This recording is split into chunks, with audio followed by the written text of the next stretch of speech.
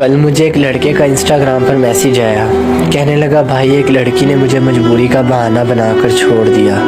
کہنے لگی گھر والے نہیں مان رہے۔ زیادہ تر لڑکیاں یہ بولتی ہیں کہ ہم نے اپنی محبت کو اپنے ماں باپ کے لیے چھوڑ دیا۔ فرض کرو جس کو تم نے چھوڑا ہے تو اس شخص کے ماں باپ کا کیا ہوگا؟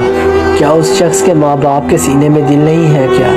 اس ماں باپ کے شہزادے کا کیا قصور تھا جسے تم نے مجبوری بول کر اجاڑ دیا؟ جب حضرت محمد صلی اللہ علیہ وآلہ وسلم اپنی بیٹی کا نکاح حضرت علی سے کرنے والے تھے تو انہوں نے اپنی بیٹی سے پوچھا تھا، اس بات سے صاف ظاہر ہوتا ہے کہ عورت کو اسلامی حق حاصل ہے اور اس حق کو تم سے کوئی چھین نہیں سکتا، تو پھر تم لوگ دھوکے کو مجبوری کا نام کیوں دیتی ہو؟